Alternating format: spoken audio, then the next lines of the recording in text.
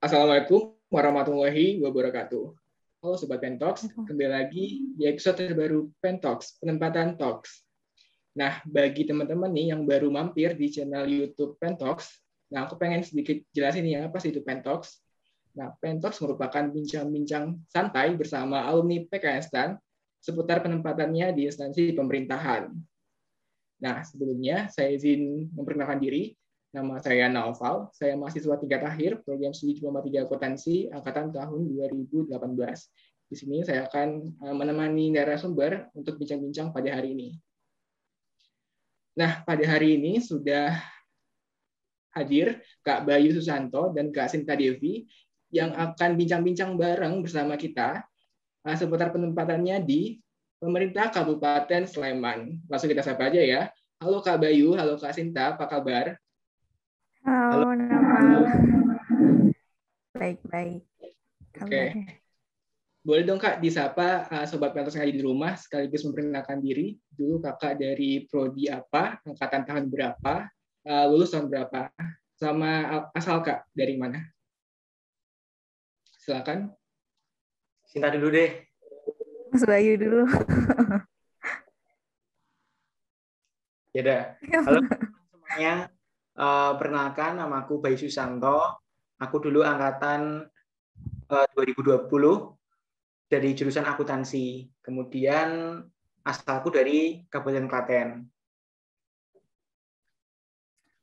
Kalau aku sendiri namanya Sinta Devi Tunjung Sari. Dulunya di STAN D3 Akuntansi 2017. Asalnya di Kabupaten Sleman. Home base ya Kak? Oh ya. Oke. Baik, kita langsung masuk ke pertanyaan aja ya Kak. Boleh. Nah, boleh diceritain dong Kak, pemerintah Kabupaten Sleman itu seperti apa sih Kak? Jadi pemerintah Kabupaten Sleman itu merupakan salah satu pemerintah yang berdiri di tingkat wilayah kabupaten atau kota. Kan mungkin selama ini teman-teman itu ya familiar ke tingkat kementerian. Nah, ternyata mulai tahun 2020 kemarin itu STAN mulai menempatkan alumninya ke pemerintah daerah, salah satunya adalah Sleman. Jadi Sleman itu tingkatnya di bawah provinsi, teman-teman. Pimpinannya ada bupati dan di situ ada banyak satuan kerja berupa dinas-dinas. Kalau di teman-teman kementerian kebanyakan punya satuan kerja di daerah berupa kantor wilayah ataupun kantor vertikal, sedangkan kalau di Sleman sendiri berupa kantor dinas-dinas seperti itu, teman-teman. Dari Sinta mungkin ada tambahan? Idem aja. Udah dijelasin semua. Oke, baik. Lanjut ya Kak, kita mundur ke tahun lalu Kak, pada saat pemilihan penempatan. Nah, kalau boleh tahu, dulu pas pilih penempatan, Kakak milih apa aja ya Kak? Dan waktu itu bisa milih berapa Kak? Sinta coba, silakan. Bisa milih 3. Terus waktu itu dikasih pilihan untuk milih Kementerian Keuangan. Boleh milih, boleh enggak.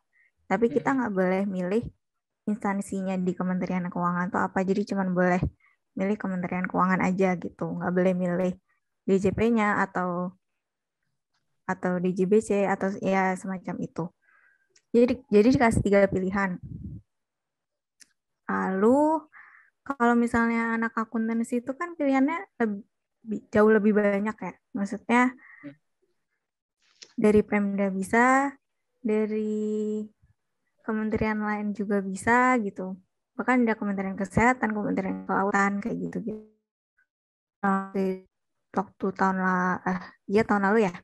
Tahun lalu itu aku milihnya yang pertama emang udah Pemda Sleman. Yang keduanya itu Pemkot Jogja, yang ketiganya Pemprov Jogja. Waktu itu pertimbangan untuk nggak milih Kementerian Keuangannya itu karena waktu itu sempat ada rumor kalau misalnya Kementerian Keuangan itu nggak bakalan ngambil anak stan gitu ibaratnya. Sempat ada rumor kayak gitu kan. Jadinya ya bisa dibilang ambil amannya untuk nggak milih Kementerian Keuangan gitu. Ya gitu. Oke, dari Kak Bayu. Kalau aku dulu sebenarnya pengen kan bekerja di rumah sakit sebenarnya. Jadi aku dulu yang pertama milih Kementerian Kesehatan, baru kedua itu Pemkab Sleman, dan yang ketiga itu Pemprov Jateng. Tapi ternyata aku nggak lolos di pilihan pertama di Kemenkes, padahal pengen sebenarnya. Jadi aku dapat di pilihan kedua di Pemkab Sleman. Aku pertimbanganku kenapa milih Sleman, karena Sleman itu merupakan salah satu wilayah yang strategis, kemudian juga pemerintahnya juga udah bagus. Dari banyak hal itu Sleman termasuk yang terbaik lah se-Indonesia gitu. Dari pengelolaan keuangan, kemudian dari penyelenggaraan pemerintahan, kemudian dari banyak hal lah seperti itu. Nah, nanti mungkin kita bisa ceritakan lagi. Jadi itu pertimbanganku milih Sleman. Oke. Saya pengen tanya ke Kak Sinta nih, Kak. Tadi kan Kakak milihnya Pemda semua ya, Kak. Kalau boleh tahu pertimbangan Kakak milih Pemda semuanya itu apa ya, Kak? Karena yang pertama home base ya. Terus ya pikirannya tuh cuma home base aja waktu itu. Karena home base ya, Kak? Kenapa? Ya karena home base. Dan kenapa Pemkab Slemannya di nomor 1? Karena dekat rumah, paling dekat rumah kan Pemkab Sleman kan. Jadinya ya waktu itu mikirnya cuma kayak gitu aja sih. Soalnya kalau misalnya ke kementerian lain itu tuh harus ngekosnya juga gitu. Itu sempat jadi pertimbangan. Ya akhirnya milih Pemkab Sleman gitu. Oke. Kalau dari Kak Bayu tadi milih pilihan 1, 2, 3 itu milih instansi tersebut pertimbangannya apa, Kak? Kalau yang pilih pilihan pertama Kemenkes tadi karena emang pengen aja sih. Kemudian pilihan kedua yang kenapa pilih di Sleman ini karena pertama Sleman itu dekat dengan rumah home base. Jadi rumahku itu di Klaten dan Sleman itu dekat lah dengan Klaten. Sampingan seperti itu. Kenapa dulu aku nggak milih kota Jogja? Karena menurutku Jogja itu udah crowded lah, udah terlalu sesak gitu. Dan Jogja itu kotanya sangat kecil. Sedangkan kalau Sleman ini luas banget.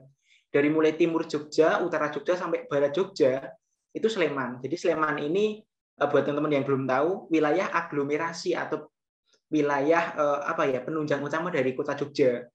Mungkin teman-teman ini ya pernah dengar Prambanan, kemudian Merapi. Nah, itu semuanya milik Sleman, teman-teman. Nah, kenapa aku milih Sleman? Karena itu wilayahnya strategis. Kemudian dalam hal pemerintahannya, aku melihat kinerjanya udah sangat baik gitu.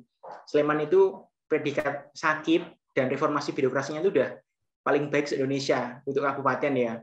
Terus WTP juga udah 10 kali dalam hal penyerahan laporan keuangan dan hasil audit itu juga tercepat nomor 3 tingkat nasional. Dan Sleman itu terbaik dalam hal smart living atau itu tempat yang sangat pinter, enak lah untuk ditinggali. Dan semua hal tersebut terangkum dalam IPM, teman-teman. Kalau teman-teman pernah dengar, ada yang namanya IPM, Indeks Pembangunan Manusia. Nah, itu tuh semacam muaranya dari tata kelola pemerintahan. Jadi di Sleman ini merupakan wilayah kabupaten dengan nilai IPM tertinggi. Nah, jadi di sini benar-benar menurutku untuk ukuran pemerintah kabupaten udah yang terbaik gitu.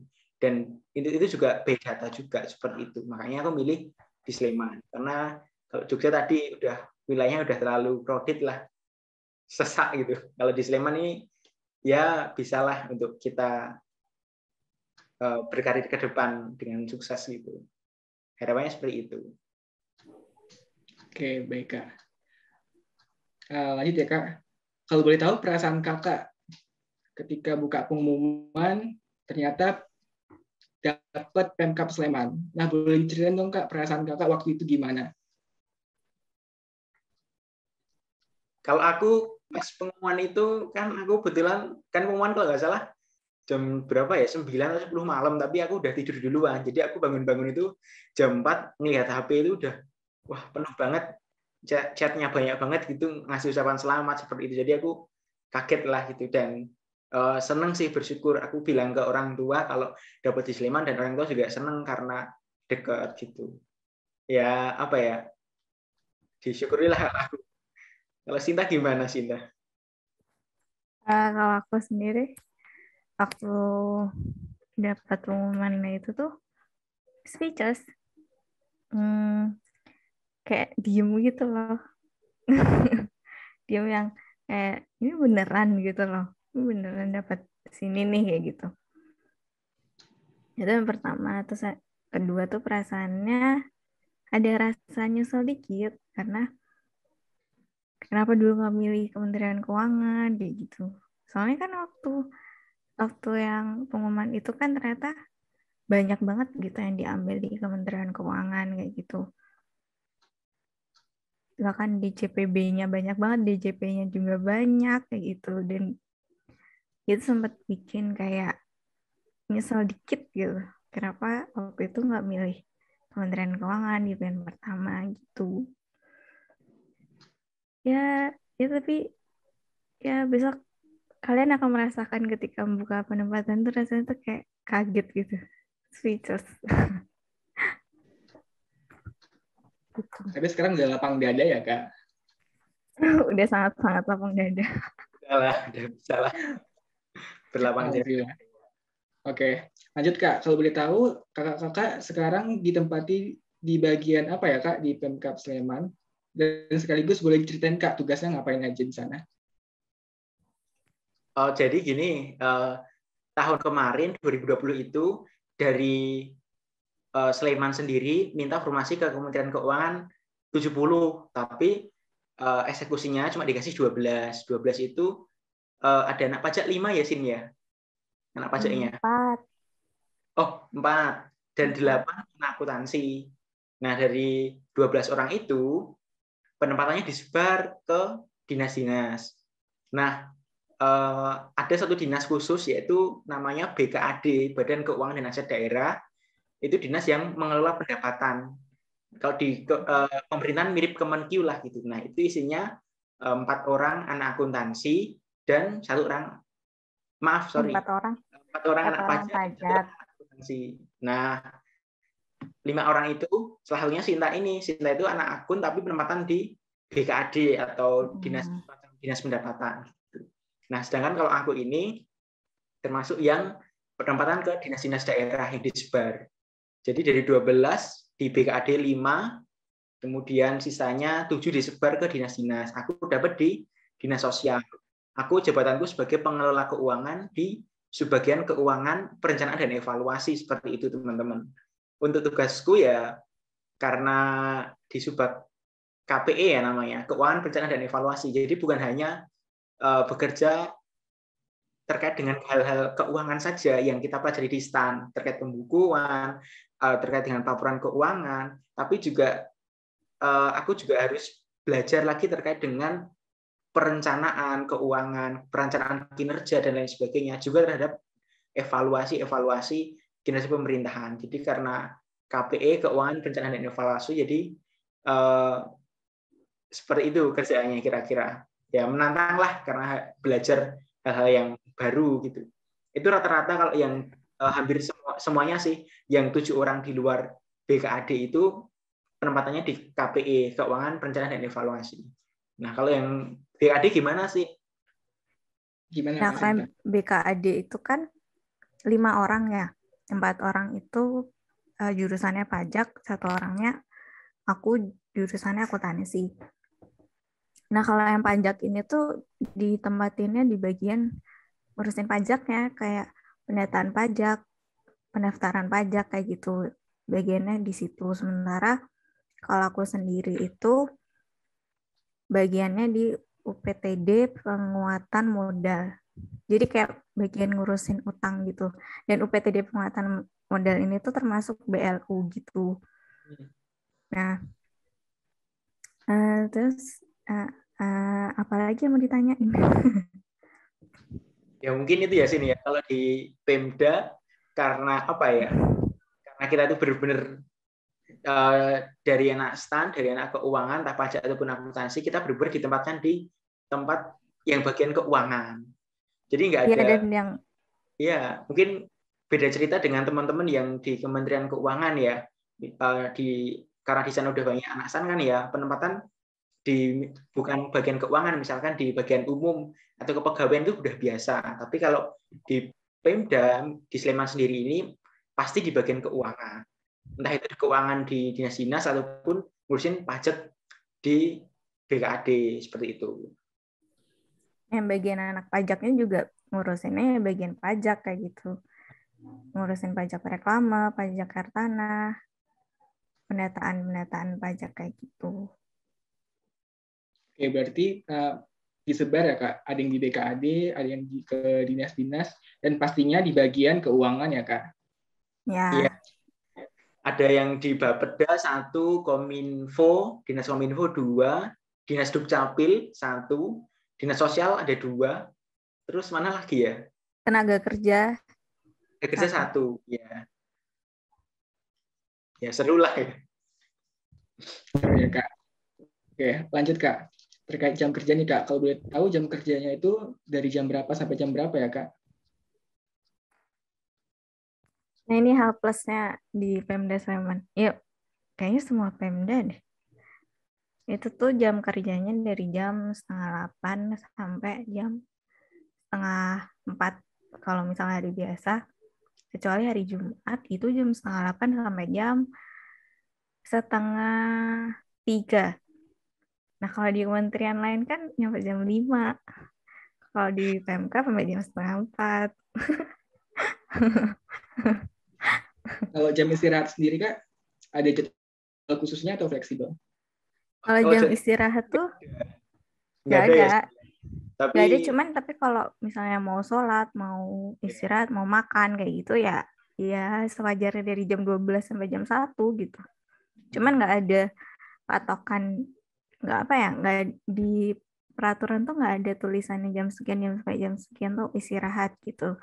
Tapi kayak ya di waktu kerja itu bisa kamu gunain fleksibelnya tuh untuk istirahat sewajarnya gitu. Oke, kita lanjut ya Kak. Terkait beban kerja nih Kak. Nah, selama bekerja, itu beban kerjanya berat banget atau normal biasa aja Kak? mungkin dari aku dulu ya. Kebetulan kan ini ya, aku jadi anak baru mulai dari bulan Maret ya. Beban kerjanya sih ya menurutku memang lebih menantang dibandingkan dengan teman-teman yang lain mungkin ya. Karena kan kita di BMD ini angkatan pertama, jadi kita masih mencari-cari nih kita belajar hal-hal yang baru gitu. Dan pengalamanku sendiri selama setengah tahun bekerja di Sleman, di kantorku juga, aku merasa kalau anak-anak stan yang di Sleman ini benar-benar jadi semacam apa ya, anak emas di kantor. Ya, karena aku sendiri bisa bilang gini karena aku juga mengalami gitu.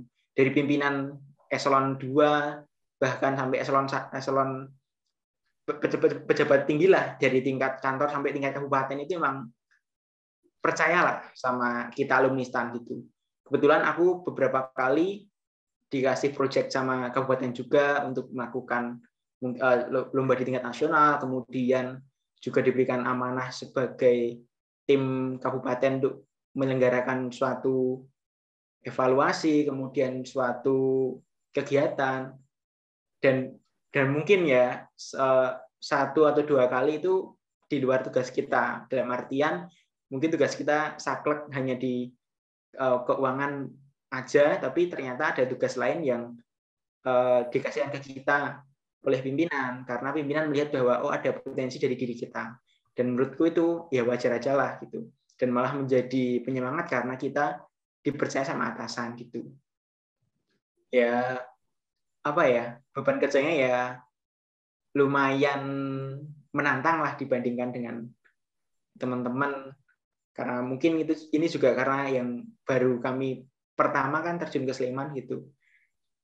Dan melihat bagaimana penyambutan mereka ke kita, terutama anak STAN itu, memang benar-benar mereka menaruh ekspektasi yang baik, ekspektasi yang cukup lumayan tinggi lah untuk kita. Dan untungnya kami ini di Sleman ini juga bisa mengimbanginya dengan kerja yang bisa dibilang bagus lah gitu. Karena kan aku juga sering monitor teman-teman juga kan, kebetulan kan karena kami di bagian keuangan, jadi sering ketemu sama pejabat-pejabat gitu, sering ketemu sama bagian keuangan di dinas lain gitu, dan dari pendapat mereka memang anak-anak STAN di sini memang bisa diandalkan lah seperti itu. Jadi kalau dari Kak Sinta di BKAD gimana Kak? Kalau aku tuh bagiannya gimana? tuh kan itu tadi yang OPTD penguatan modal dan itu kan BLU. Jadi beban kerjanya nggak sebesar yang Bayu ceritain kayak gitu. Karena kalau pengelola keuangan di bagian BLU-nya itu tuh kayak ngurusin uangnya tuh di situ-situ aja gitu. Gimana ya? Kayak kan penguatan modal itu kan minjemin uang ke masyarakat supaya masyarakat itu bisa mengembangkan uangnya itu jadi sebuah usaha, jadi sebuah UKM kayak something like that kayak gitu. Jadinya mereka balikin ke kita itu dengan jumlah utang dan bunganya. Bunganya itu yang jadi tanda kutip yang jadi pendapatannya kita diputar-putarin terus kayak gitu. Jadinya ya pengelola keuangannya itu ngurusin uangnya tuh muter-muter di situ aja gitu. Jadinya beban kerjanya nggak sebesar yang apa anak-anak STAN lain yang di bagian pengelola keuangan yang sama kayak gitu.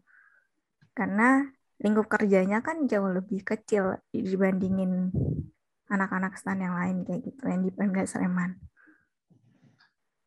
Jadinya gitu. Dan anak STAN maksudnya aku sendiri itu gampang gitu loh untuk membuat atasan tuh senang gitu. Gampang untuk membuat atasan tuh percaya sama aku tuh lumayan gampang dengan titel anak STAN ini.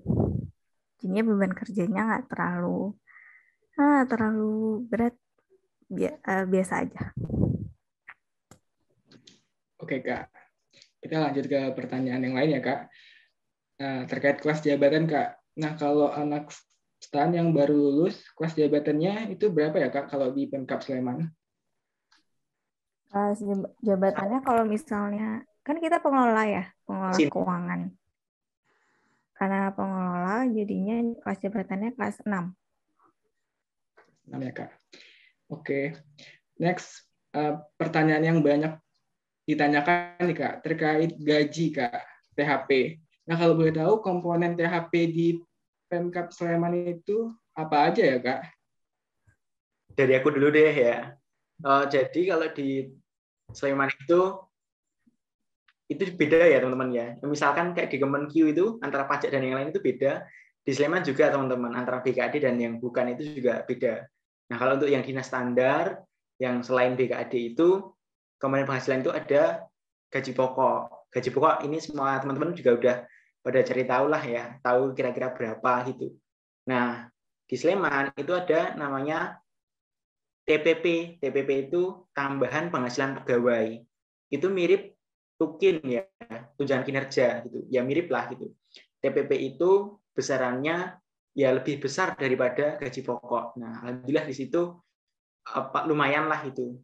Jadi ada THP itu ada gaji pokok, kemudian ada TPP, dan juga ada kadang-kadang honor sekali 2 kali. Misalkan beberapa waktu yang lalu aku dapat project dari kabupaten ini terus ternyata ada honornya, jadi itu bisa jadi tambahan gitu. Itu yang di non BKAD. Kalau di BKAD gimana sih, karena dia kan yang cari uang ya, jadi agak beda lah gitu. Gimana sih?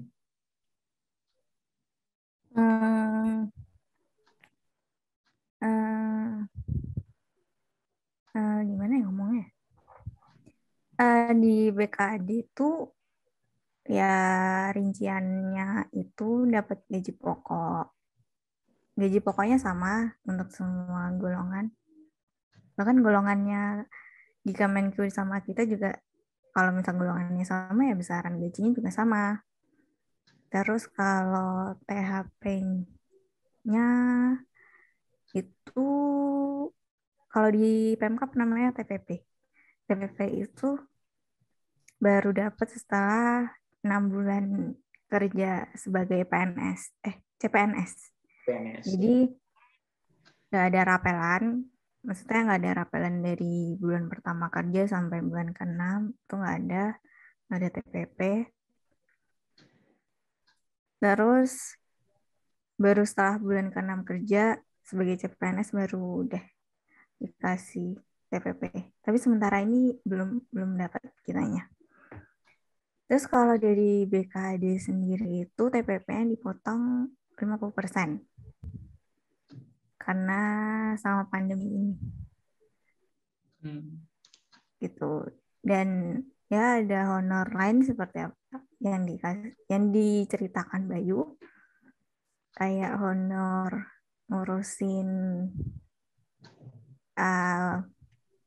pencairan modal itu ada sendiri juga, ada tim-timnya dan itu juga ada honornya. Dan ya ada honor-honor lain yang tidak bisa disebutkan. Gitu. Oke, kalau boleh tahu, kalau di kementerian kan kalau CPNS, kalau di Pemda itu kayak gitu juga nggak Kak? Sama di Pemda sama di kementerian juga sama 80%. Oh ya, 80%. Oh, gitu ya Kak. Oke, lanjut Kak. Hal seru apa sih Kak yang pernah Kakak dapatkan selama bekerja di Pemkab Sleman?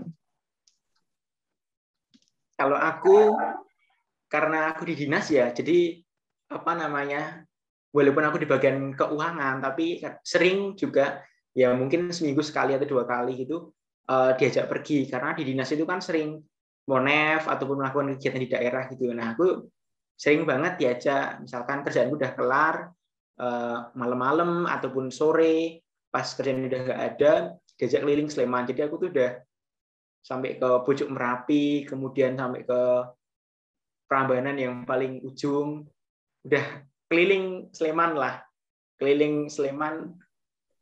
dan itu menurutku ya seru lah, itu bisa mengeksplor daerah sini karena benar-benar di sini tuh daerah yang indah dan banyak potensi wisatanya gitu. Kalau aku sendiri hal yang seru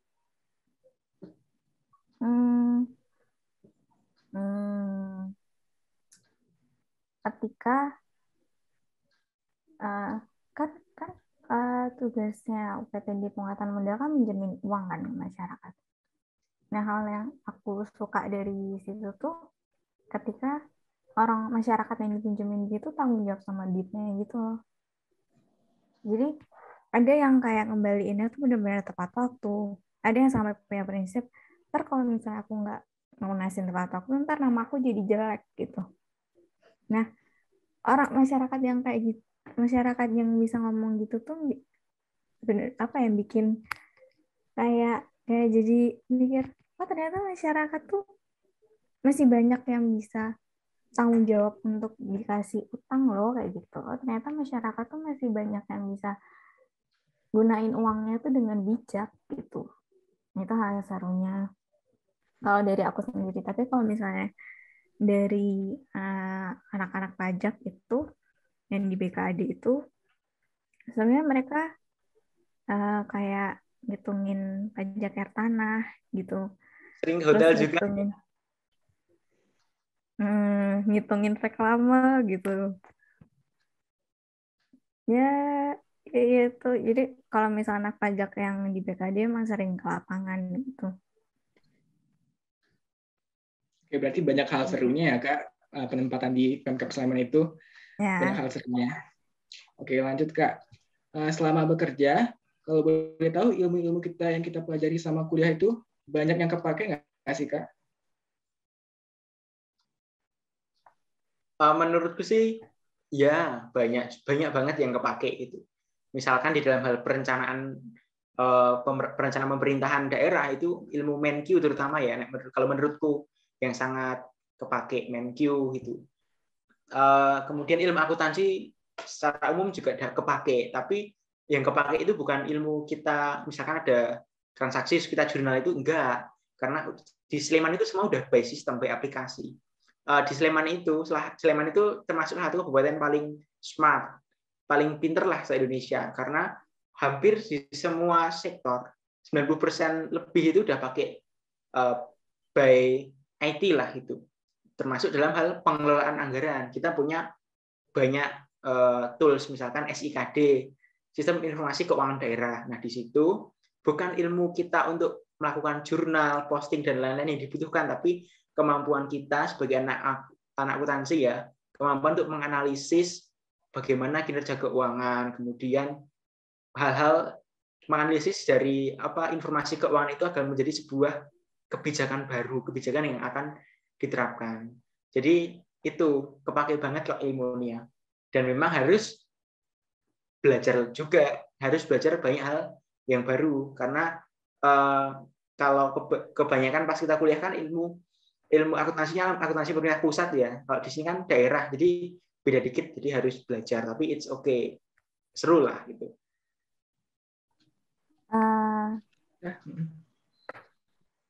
Ini yang dari kuliah kan, kalau yang dari kuliah itu sejauh ini bagian pajaknya sih. Soalnya kan tugasku itu kan ngurusin SPJ gitu kan. Nah, SPJ itu tuh sangat-sangat bergantung sama pajak gitu. Jadi misal ada pengeluaran untuk ini gitu, yang dipotong pajaknya seberapa kayak gitu. Jadi yang lebih kepake pajaknya. Untuk akuntansinya sejauh ini cuman ada beberapa hal kayak logikanya akuntansi itu ya kepake gitu untuk hitung-hitungannya di sana gitu. Kalau untuk anak pajak yang BKD itu mereka kepake yang pajak daerah, lebih ke cara ngitungnya sih gitu. Dan kayaknya pajak daerah dipelajari di STAN dikit ya teman-teman ya. Dikit. Harus belajar lagi. Tapi seru kok kalau belajar hal yang baru itu, malah jadi diri kita nggak jadi orang yang diam aja, tapi kita bisa jadi aktif dan semangat untuk bekerja karena ada hal baru yang harus dipelajari lagi gitu. Oke, Kak. Oke, next Kak. Ini terkait lingkungan kerja. Kalau boleh tahu lingkungan kerja di Pemkab Sleman itu seperti apa ya, Kak? Misalnya demografinya seperti apa, budaya kerja dan suasana kerjanya itu seperti apa, Kak? Kalau boleh tahu. Suasana kerjanya gimana ya ngomongnya? Ya kalau ada kerjaan dikerjain gitu. Gimana ya ngomongnya? Karena di Sleman ini masih masuk Jogja ya teman-teman ya, masih masuk Jogja, dan di sini adat itu sangat dijunjung sekali. Jadi orang-orangnya juga masih sangat-sangat ramah gitu. Kalau pengalamanku di sini selama setengah tahun, dan juga Sinta juga pasti rasakan, orang sih di sini itu sangat welcome dengan kita, sangat senang banget kita bisa gabung di sini. Kekeluargaannya juga masih sangat erat gitu. Di sini tuh semuanya terasa mirip rumah lah, rumah kedua gitu. Sering banget misalkan syukuran, terus makan-makan bareng, dan itu sering banget. Mungkin seminggu bisa sekali 2 kali gitu. Terus kalau ada sesuatu hal juga gotong royongnya juga itu masih. Di sini juga sering pakai baju adat ya Sin ya. Kadang bahkan sebulan pakai baju adat terus ya. Kita itu seminggu bisa pakai baju adat, dan hal-hal kayak gitu yang bikin di sini jadi adem lah. Kalau orang Jawa bilang toto titik tentrem, jadi tertata, kemudian juga tentram pekerjaannya, jadi santai. Santai itu bukan berarti itu ya, bukan berarti kita bekerjanya dengan seenaknya, enggak, tapi santai itu kita mengerjakan sesuatu itu dengan rileks dan malah bisa membuat hasil yang maksimal. Seperti yang tak bilang di awal tadi, bahwa di Jogja sini, di Jogja, kemudian Pemprov, Pemkot, ya, Jogja, Gunung Kidul, kemudian Bantul, dan Sleman itu merupakan wilayah dengan nilai sakit dan reformasi birokrasi yang tinggi dan penyelenggaraan pemerintahan juga yang terbaik gitu. Itu karena apa? Nah, salah satunya menurutku adalah karena budaya kerjanya di sini. Di sini ada budaya kerja yang ya sangat melekat lah di sini, dan itu membuat nyaman lah kalau menurutku gitu. Nah, kalau dari lingkunganku sendiri itu nggak ada ini loh, kayak persaingan. Itu tuh nggak ada. Jadinya tentrem aja gitu. Maksudnya, ya kita kerja bareng. Kita tahu tujuan kita apa.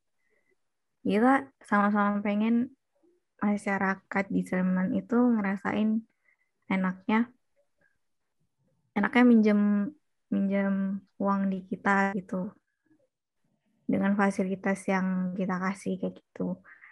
Kita pengen masyarakat Sleman bisa mandiri apa secara UKM-nya kayak gitu. Dan kita mau bantu untuk masyarakat yang secara UKM-nya emang kekurangan modal kayak gitu-gitu. Terus ini di Sleman itu kebanyakan orang-orang yang jujur. Contohnya teman aku itu pernah dia habis Jumatan gitu naruh kunci di motor, terus dia tinggal ke kantor. Dan untuk kantor BKD ini banyak orang-orang asing ya, maksudnya banyak orang-orang yang di luar pegawai gitu karena banyak orang-orang yang mau bayar PBB kayak gitu-gitu. Jadinya banyak orang asing yang masuk juga di kantor. Nah, waktu itu motornya itu dengan kunci ditaruh di situ, dia tinggalin aja gitu. Itu nggak dicuri. Sampai pulang kantor dia baru ngecek kalau misalnya kuncinya tuh ada di motor itu. Terus yang kedua itu temen aku pernah dompetnya ketinggalan di tukang bubur gitu. Dan itu tuh dia baru sadar setelah 2 hari kemudian sama dompetnya itu. Terus pas disamperin ke tukang buburnya itu ditanyain ada dompet nggak kayak gitu yang ketinggalan di sini. Terus dan apa tukang buburnya tuh nyimpenin dompetnya ini gitu. Jadinya ya orang-orang sama masih banyak yang jujur lah. Itu enaknya. Enak Gitu. banget ya Kak. Tadi ada yang menarik Kak. Ada seragam pakai baju adat. Itu memang peraturannya atau gimana Kak? Iya, ada aturannya. Misalkan ada beberapa bulan tertentu yang kita itu full sebulan pakai baju adat. Bulan Agustus kemarin ya, Sin ya. Agustus sama Oktober ya, kalau nggak salah ya, Sin. Kok baju Yang adat? iya, baju adat sama batik itu. Oh ya. Bulan Oktober sama Agustus kemarin. Kemudian ada untuk misalkan bulan itu bulan biasa, itu pun juga pakaiannya juga ada pakaian seperti PNS yang pakaian kaki itu, kemudian ada pakaian biru kayak dari stan, pakaian putih, ada batik juga, terus ada pakaian adat Jawa Surjan tiap hari Kamis Pahing misalkan. Jadi ya seringlah pakai baju adat gitu. Nah, itu salah satu contoh untuk melestarikan budaya di Sleman dan umumnya di Jogja seperti itu. Sering, walaupun ribet tapi ya seru lah. Oke, benar Kak. Lanjut Kak, terkait biaya hidup. Kalau boleh tahu, biaya hidup di sana kira-kira berapa ya Kak? Sinta nih, gimana biaya hidupnya? Mahal kah, murah kah, atau normal? Enggak, kalau saya nggak ngeluarin apa-apa ya. Home base ya Kak? Ya wes. Kos nggak kemarin, makanan nggak kemarin gitu. Tapi maksudnya makanan nasi goreng itu tuh masih bisa ditemuin seharga 8.000. 10.000 itu udah Ya, lauk lah ya. ya 10.000 tuh udah kenyang banget, banget banget gitu. I mean, kalau kalau mau ngehemat tuh kayak bisa-bisa banget gitu loh di sini. Banget Karena lah. emang, iya karena emang makanannya emang murah-murah gitu. Bisa memilih makanan yang murah. Tapi bisa, ya bisa juga milih makanan yang mahal kayak ke mall gitu-gitu. Oh iya, kantornya Pemkab Sleman itu dekat sama mall. Deket banget. Bahkan jalan kaki aja tuh bisa loh. Bisa. Jadi Sleman itu, teman-teman, ke Sleman itu bukan itu ya, bukan mungkin kalau dibayangin itu wah jauh banget ataupun gimana. Tapi Sleman itu tempat yang strategis banget teman-teman. UGM, Sarjito, kemudian Hartono Mall itu juga di Sleman. Di Sleman itu banyak banget mallnya ya sini ya. Ada Ah Hartono, ya, Ambar bahkan Rukmo Plaza. sebagian besar tuh maunya di Sleman gitu. Iya. Walaupun begitu tapi biaya hidupnya nggak setinggi Jakarta. Jauh lah. Misalkan kalau untuk pertama biaya kos ya, mungkin kalau teman-teman yang rumahnya agak jauh dikit dari Sleman itu kan perlu ngekos. Ngekos di sini pun itu nggak sampai 1 juta kok. Kalau teman-temanku yang di Jakarta kan kosnya ada yang rata-rata di atas 1,5 juta. Itu kalau di Sleman nggak sampai segitu. 500 sampai 700 ribu itu udah dapat. Itu untuk kos. Kemudian untuk biaya makan juga seperti yang dibilang Sinta tadi, 10.000 itu udah dapat lauk, yang dapat ayam, dapat sayur gitu, dapat minum juga gitu. Tinggal kita milih gitu. Kalau di Jakarta kan harga 10 itu kan nggak dapat lah gitu. Paling nggak 20 baru bisa milih. Kalau di Sleman itu 10.000 udah kenyang gitu. Dan hemat lah menurutku. Untuk biaya yang lain selain kos dan selain makan itu juga tergolong murah.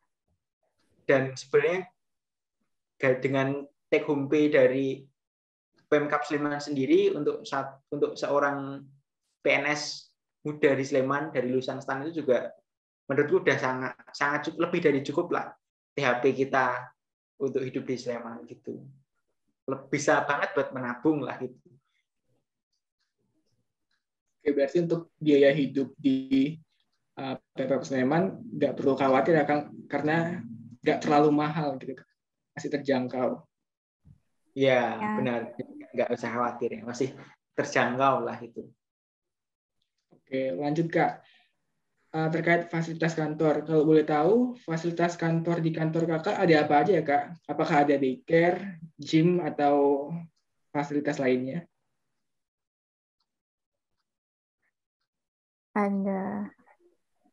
ada tempat parkir.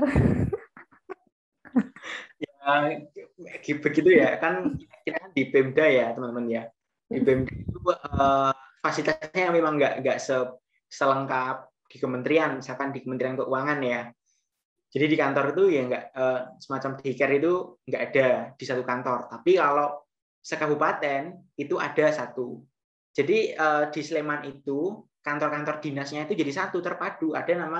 Ada satu kompleks pemerintahan daerah terpadu di daerah Denggung, namanya Jalan Parasamya. Nah, itu semua dinas berjejer di situ. Nah, karena terpadu, jadi misalkan untuk fasilitas umum pun juga jadi satu, kayak penitipan bayi, kemudian juga ada Masjid Agung, Masjid Pemda, seperti itu jadi satu. Tempat olahraga itu juga jadi satu lah gitu. Kalau untuk di tiap kantor sendiri-sendiri itu emang nggak ada. Di kantor ya cuma area tempat pelayanan, kemudian ruang kerja kita, musola, seperti itu, Noval.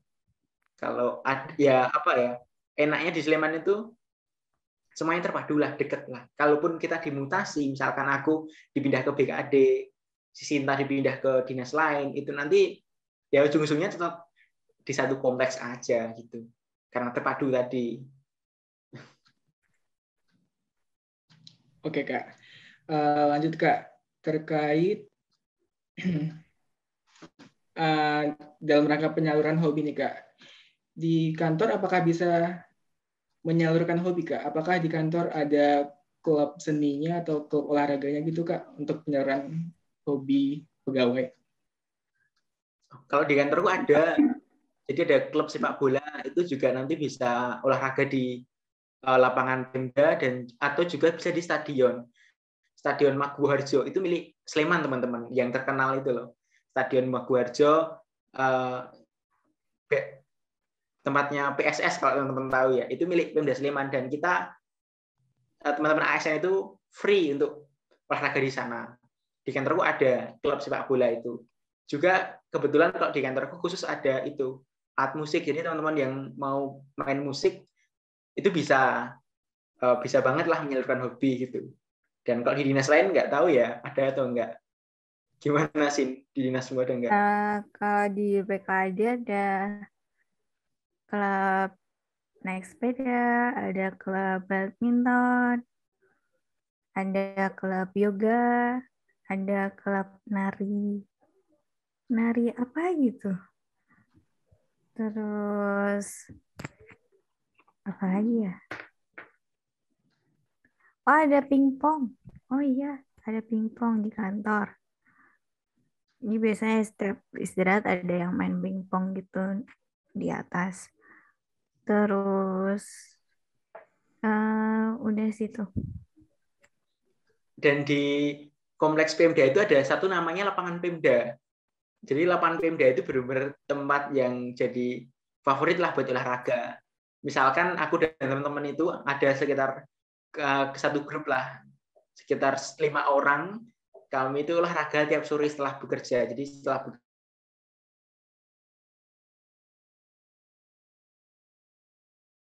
bekerja di lapangan itu juga ada banyak fasilitas buat olahraga juga. Selain hanya jogging track, tapi juga ada banyak lah. Ada apa ya, semacam buat nge-gym gitulah di ruangan terbuka ya sini ya. Nah, aku oh ya. teman-teman di situ. Termasuk tadi sore juga habis olahraga di situ bareng teman-teman. Jadi apa ya? Terbukalah kesempatan untuk menyalurkan hobi untuk berolahraga gitu.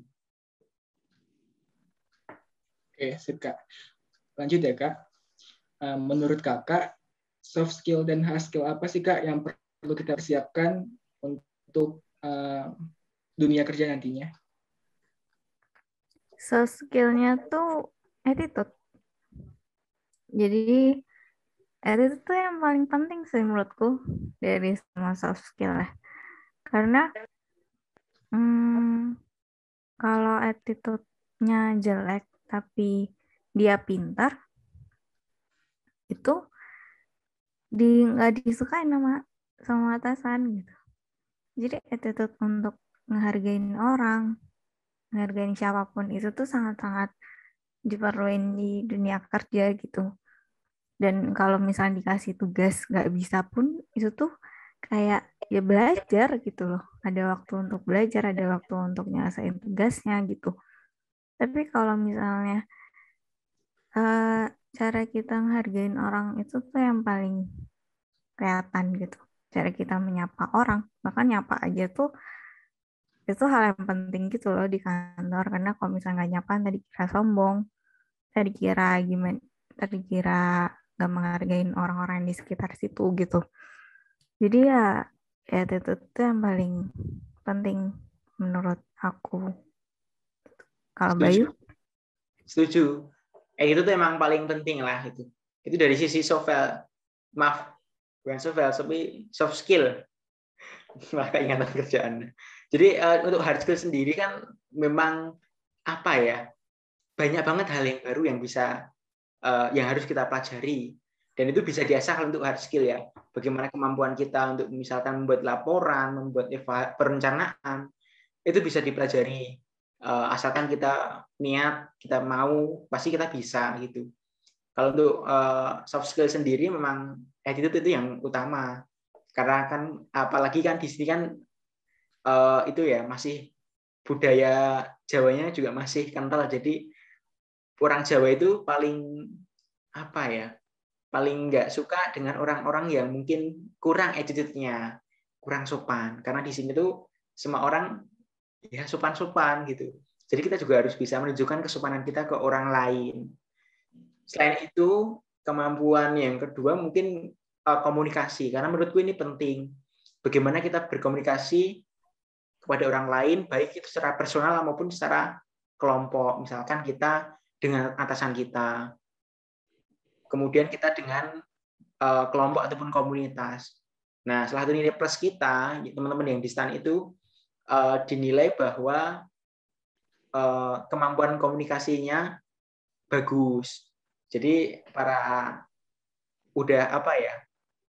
atasan juga senang mempercayakan suatu amanah ke kita itu karena kita bisa berkomunikasi dengan baik. Dengan catatan tadi bahwa kita attitude-nya juga baik seperti itu. Kalau untuk hard skill itu bisa dipelajari lah. Gitu. Kemampuan akuntansi dan lain-lain itu bisa dipelajari. Oke, Kak. Next, Kak, terkait jenjang karir. Nah, untuk jenjang karir untuk lulusan PKN STAN di Pemkab Sleman itu seperti apa sih, Kak, ke depannya? Jenjang karirnya gampang dapat izin belajar. Karena tahun kerja di Sleman itu udah bisa mengajukan izin belajar.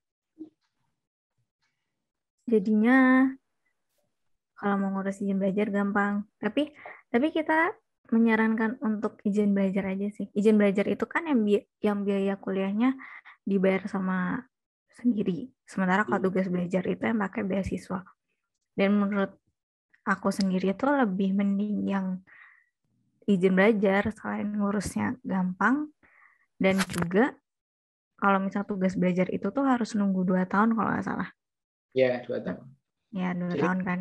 Lah itu. Nah, kalau misalnya izin belajar itu setelah 1 tahun kerja di Sleman, event itu CPNS pun terus tetap bisa untuk ngajuin izin belajar. Jadi naik ke golongan berikutnya tuh gampang gitu.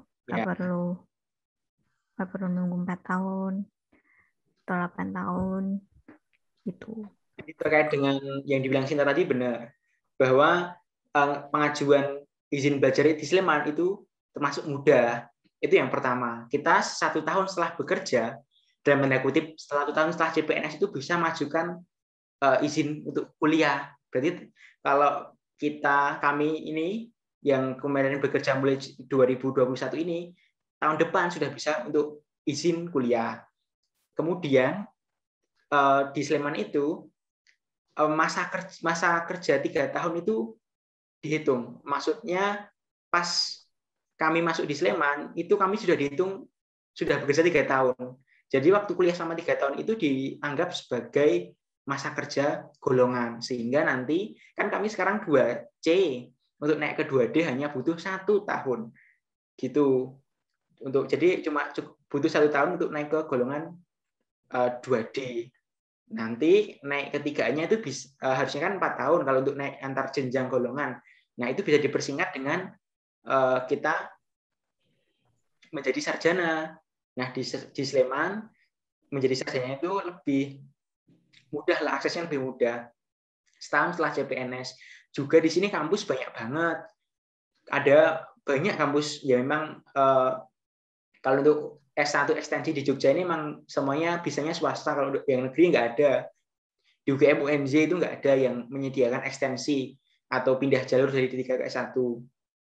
Tapi untuk swasta ada banyak beberapa gitu, dan itu sangat terbuka untuk anak-anak dari STAN yang ke Sleman. Kemudian apa efeknya dari gampangnya izin belajar tadi? Efeknya ke depan karirnya akan lebih menjanjikan gitu. Di Sleman itu kan dipimpin PNS-nya dipimpin Sekda itu eselon 2. Kemudian di bawahnya ada kepala dinas itu juga eselon 2 juga. Kemudian ada kepala dinas, di bawahnya ada kepala bidang itu eselon 3, dan di bawahnya lagi ada eselon 4 berupa kepala seksi. Itu yang mirip lah sama instansi lain gitu. Dan di Sleman ini per hari ini saja 12 orang yang dari STAN itu merupakan CPNS, dan tahun depan menjadi PNS termuda se-Sleman. Jadi kita menang umur lah gitu. Kalau kita menang umur, kita udah jadi PNS nanti, masa kerja kita bisa lebih lama. Katakanlah aku ini masa kerjanya di Sleman bakal 40 tahun. Dan dengan masa kerja yang panjang dan juga dengan jenjang pendidikan yang jauh lebih cepat, itu nanti bakal menunjang di karir gitu. Kalau dihitung-hitung dan dikalkulasi secara lebih mendalam, semoga nanti yang di Sleman lebih cepat menduduki jabatan pimpinan dibandingkan dengan teman-teman yang di instansi lain itu. Karena kita kan baru pertama ya, jadi kita jadi ajang uji coba, dan kami teman-teman yang di Sleman ini percaya bahwa kami bisa lah cepat nanti untuk menduduki posisi jabatan-jabatan pimpinan gitu. Karena beda data tadi. Karena ngurus izinnya gampang, izin belajar, dan juga kami ini lebih menang di startnya. Startnya awalnya lebih enak lah, karena umur 20-21 udah jadi PNS, seperti itu. Oke, Kak. Tadi Kak, terkait misalnya kita mau lanjut S1 lewat izin belajar. Nah, itu golongannya auto naik ketika kita lulus atau ikut ujian lagi, Kak? Ujian penyetaraan gitu.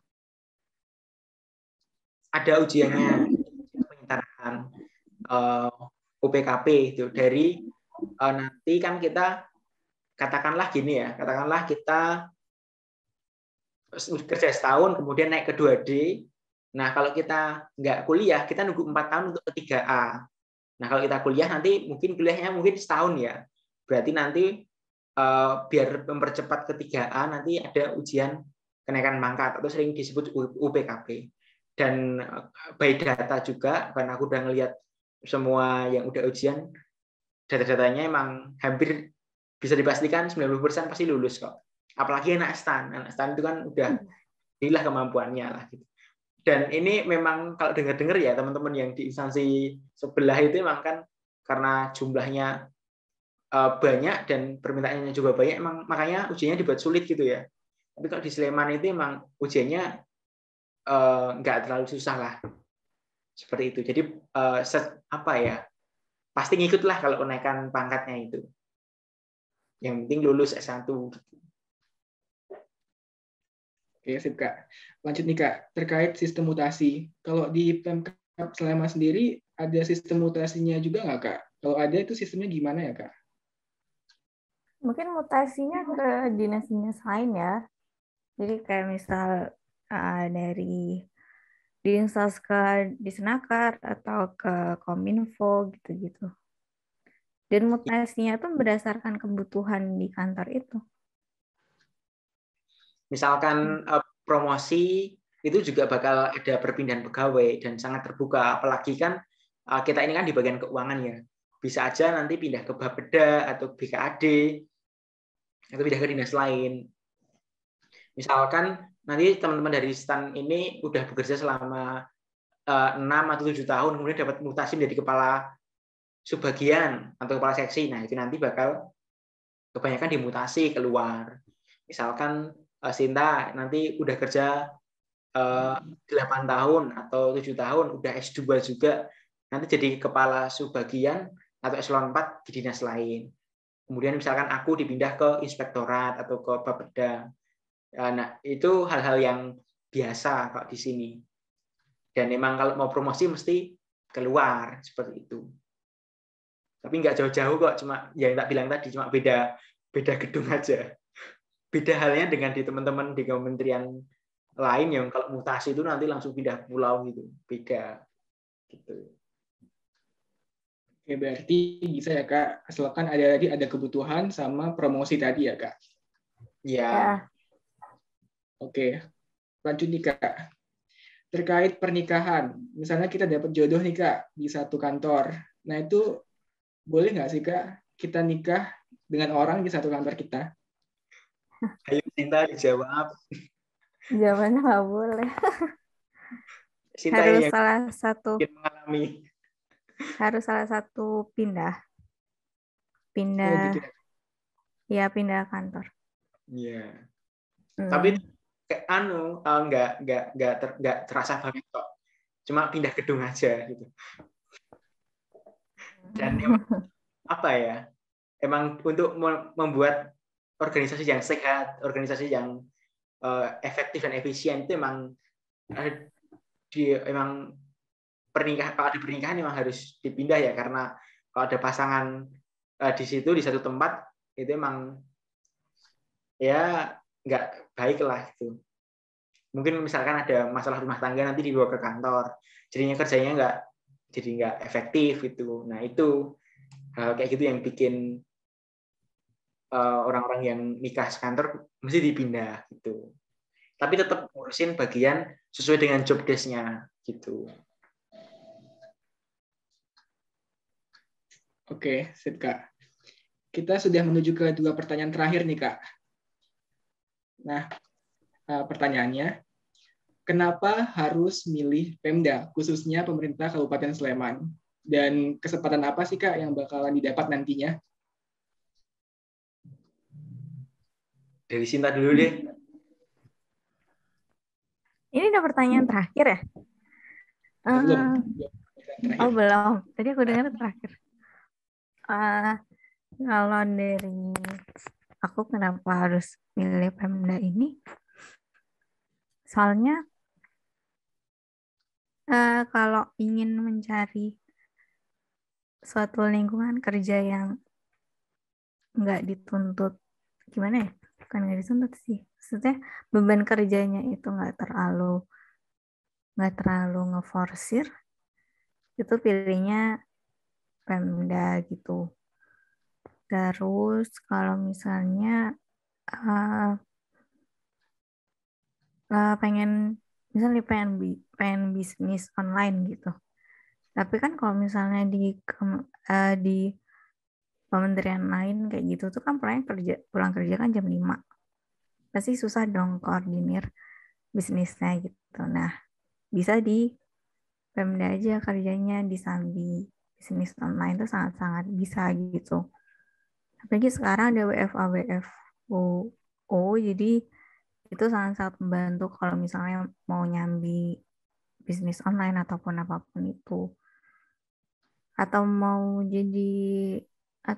misal nih penyiar radio gitu, mau kerja di radionya di Jogja gitu, itu bisa banget disambi kerja di Pemda gitu. Karena waktunya Pemda itu tuh pulang kerjanya tuh nggak terlalu sore-sore banget gitu loh. Jadinya untuk nyambi hal yang lain tuh masih sangat-sangat bisa. Dan kenapa harus Sleman? Karena menurut aku, Sleman tuh itu tadi yang dibilang sama Bayu, daerahnya strategis. Kamu bisa cari kota dan bisa cari desa tuh dalam satu kabupaten gitu.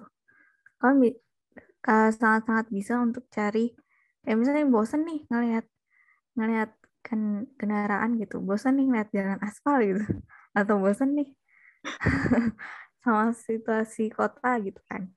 Pengen cari yang desa-desa gitu tuh sangat-sangat gampang untuk dicari di Sleman gitu.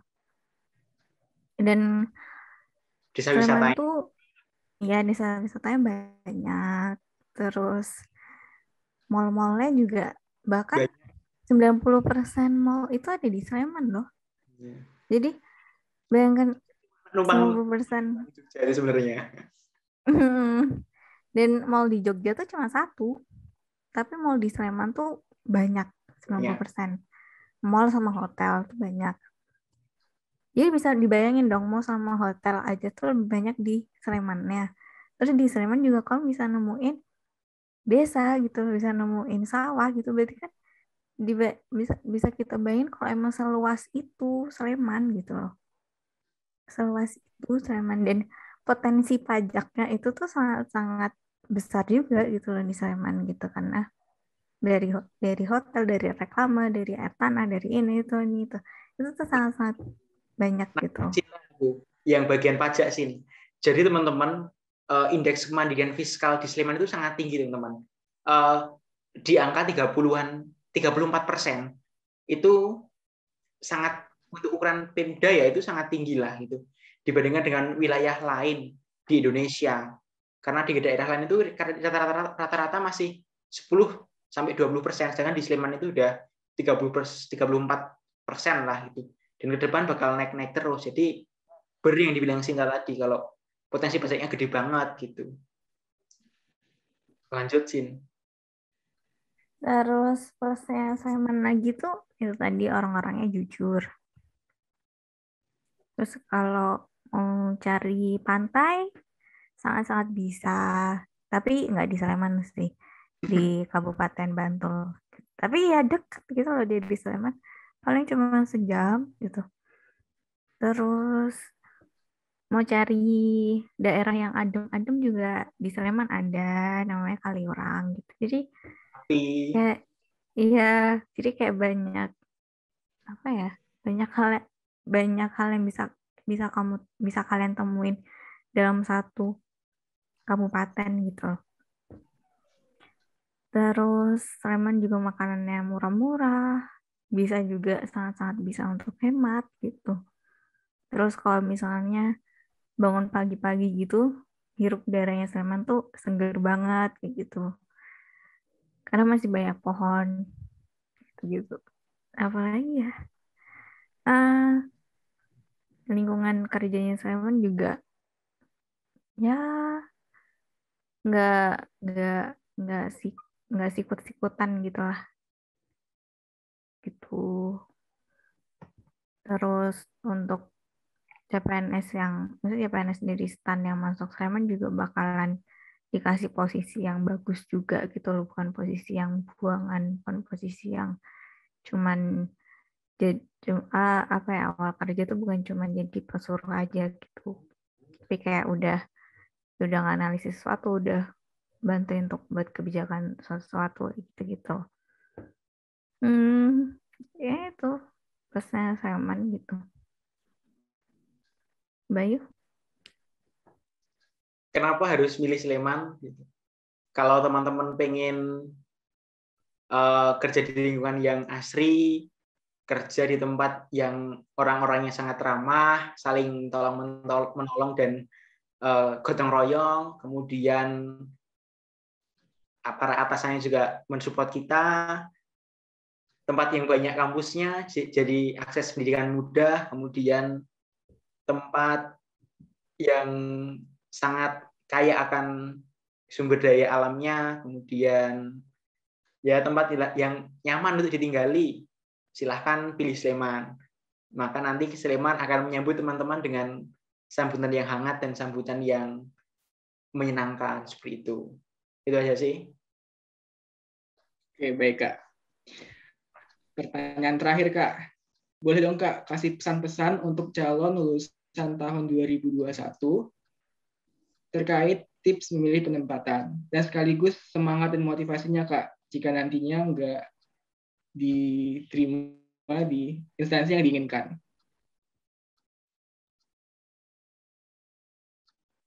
Sinta dulu deh. Oh, apa? Aku tipsnya tulis dulu apa yang dipengenin dari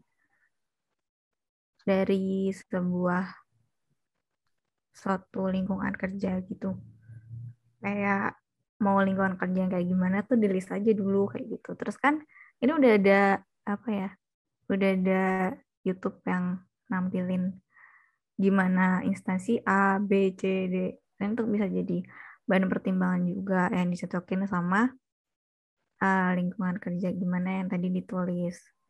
Terus pertimbangin juga mau home base apa enggak. Kalau pengen home base ya ditentuin. Kalau misalnya mau home base ya cari Pemprov yang paling dekat. Kayak gitu. Terus jangan percaya sama rumor. Kayak ya apapun rumor itulah. Rumor Kementerian Keuangan nggak terima pegawai lah.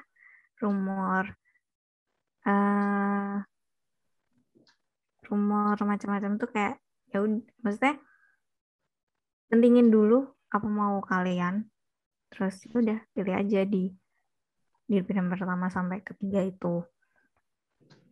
Dan kalau misalnya kelempar dari semua pilihan, ya syukuri. Karena apapun itu pasti yang terbaik gitu loh. Ntar tuh kalau misalnya, pasti awal-awal tuh pasti kayak ngeluh gitu, kenapa sih di sini? Tapi setelah dijalanin tuh kayak, oh iya ya, kalau misalnya aku di sini aku bisa dapat ini. Kalau misalnya aku di sini aku bisa dapat ini yang aku nggak dapetin ketika di pilihanku nanti gitu. Jadi ya tetap pasrah aja gitu sama apa yang Tuhan kasih nantinya gitu. Terus juga apa ya? Mungkin besok bakalan ada fase di mana ngerasa nggak beruntung ketika di suatu kantor A kayak gitu. Itu tetap jalanin aja. Ya apa ya? Dimanapun kantor itu, kalau misal kalian itu sumber daya manusia yang sangat-sangat berkualitas, itu ya bakalan tetap bersinar di tempat kantornya itu loh. Bakalan tetap bisa berkarya di tempat kantor itu, bakalan tetap bisa ngeluarin suatu hal yang apa ya, yang nggak menurut kalian itu sangat ya mungkin di kantor lain tuh nggak dapet gitu. Jadi kayak gimana pun itu, kalau misalnya kalian tuh emang sumber daya yang berkualitas, tuh akan tetap menjadi sumber daya yang berkualitas. Jadi pikirannya jangan, ya kalau di kantor A aku nggak bisa ngembangin diri gitu. Ya, jangan dipikir negatifnya, tapi dipikir positifnya. Apa yang gimana cara biar aku bisa optimal di kantor ini, gimana biar aku bisa optimal di kantor A, B, C, D, F, G kayak gitu. Jadi dimanapun itu kalian berada tuh, kalau emang kalian sumber daya yang berkualitas, akan tetap jadi berkualitas gitu. Baik. Kalau dari aku, pesan buat adik-adik semuanya, teman-teman semuanya yang akan penempatan tahun ini ya, tipsnya ketika kalian memilih penempatan, jangan ikuti tren ataupun kata orang-orang lain, tapi ikutilah kata hati kalian sendiri. Kalian pikirkan apa efeknya ketika kalian milih instansi yang kalian pilih. Pertimbangkan masa depan kalian, bukan hanya setahun 2 tahun setelah penempatan, tapi juga 10, 20, bahkan 30 tahun yang akan datang. Apakah kalian nanti akan tinggal di sana, ataupun kalian akan bagaimana memilih membangun keluarga, itu juga perlu kalian pikirkan sebagai pertimbangan untuk memilih penempatan nanti. Dan juga sebelum kalian milih instansinya, ataupun kementerian, ataupun lembaga, ataupun Pemdanya, kalian lakukan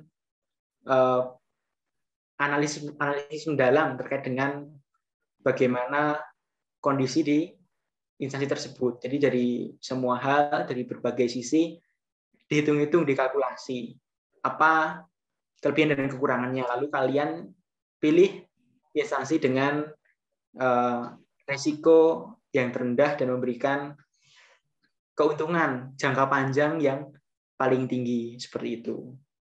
Kemudian harapannya semoga teman-teman nanti dapat diterima di instansi yang teman-teman inginkan. Kalaupun nanti diterima di instansi yang bukan pilihan teman-teman, tidak apa-apa. Mungkin bisa jadi instansi itu bukan yang terbaik versi kita, tapi yakinlah dimanapun teman-teman nanti ditempatkan, itu adalah yang terbaik untuk teman-teman semuanya. Di sana adalah tempat yang terbaik untuk teman-teman berkembang, dan juga pasti ada hal-hal yang tidak terkira, yang tidak pernah terpikirkan oleh teman-teman yang akan terjadi di sana. Kalau belum sesuai dengan pilihannya nanti, harapanku semoga teman-teman nanti juga segera diberikan keikhlasan, dan semoga ridho Tuhan Yang Maha Esa senantiasa menyertai langkah perjuangan kita sebagai abdi negara. Seperti itu. Baik, terima kasih Kak. Pesan-pesan dari Kak Bayu dan Kak Sinta tadi sekaligus mengakhiri perbincangan kita pada hari ini. Semoga video ini bermanfaat buat teman-teman semuanya dalam pemilihan penempatan nantinya. Saya mohon maaf jika ada kesalahan. Saya akhiri. Wassalamualaikum warahmatullahi wabarakatuh. Terima kasih Kak Bayu, terima kasih Kak Sinta. Oke, makasih ya Noval, makasih juga Sinta ya.